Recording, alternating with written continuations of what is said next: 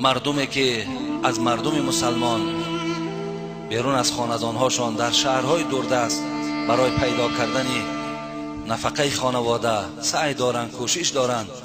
خدایا رزقهاشان فراخ و با صحت و سلامت به خاندانشان برسانی. آمین یا رب العالمین.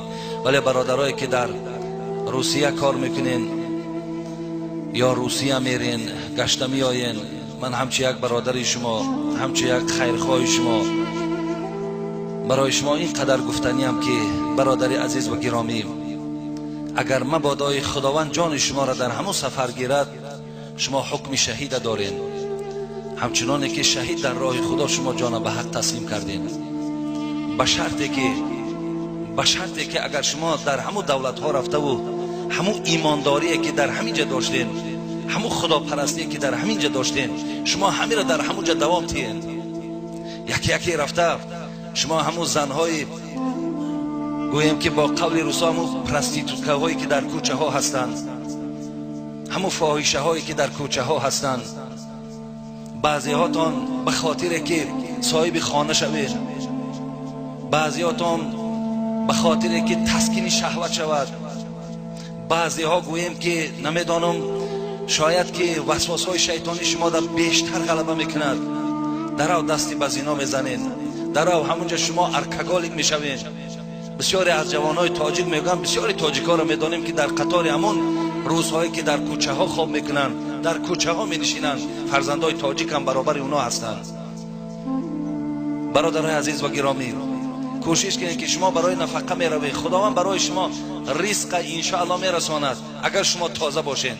حتی ببینید همون مردم روس خودش از همین شراب نوشا بیزار شدگیان، برای اونا این خیل کارگر شراب نوش هم در کار نیست. حتی بچه‌ای که نمازش میخواند، بچه‌ای که حرام در نمیرود، همون مردم روس باید دوست بداره با همون خیل کارگر برای خودشون باور میکنن. بچه‌ای را میدونن به خدا میگفتن که حتی کلید همون جای پولهاش در من باور کرده است، در دست من دادگی است. به خاطر که من 5 وقت نماز میخوانم، به خاطر که من خیانت ندارم، در من که نه اولاد نه اجدادش هستم، در من باوری حاصل کرده است. ببینید این باوری را در دل کی در آورد؟ همون خدایی که تو باید عبادت میکنی و ایلا کی تو را باور میکند؟ 10 دین یک سومی روسی در دست نمیتید. همه این به خاطر پاکی شما، به خاطر تازه گشتن شما. برای این دادره عزیز در اونجا صبر کنید، شما صبر کنید. منم میدانم ما هم انسانیم، اینها را همش احساس میکنیم.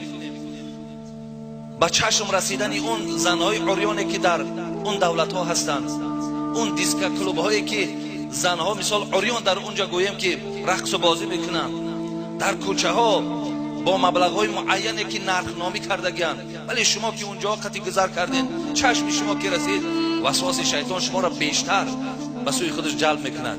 ولی کوشش کنید این سخنها را در گوشتان گیرین و اراده مستحکم قطعی همون حکم شهیدی که خداوند برای مسافری که فقط در راه درست کار میکند، حلال کار میکند، همین را از بیخکای گوشان دور نکنید. اینجا پدر و مادراتون انتظاره، اینجا در محلداری ها از شما انتظاره، اینجا فرزندکاتون از شما انتظاری دارد.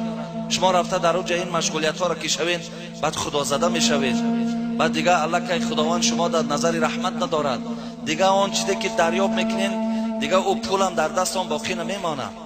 ولی من نو 4-5 روز پیش در دوشنبه مجلس بود، حضور داشتم، 1740 دختری تاجیک ما کسل اسپید چیدگیان، 1740 نفر.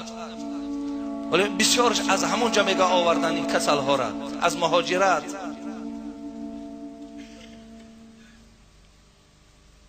برای این دادرای عزیز هر کدامت که رفتین راهتون سفید، خداوند شما را نگه دارد و کوشش کنین که به حرام ها نروین.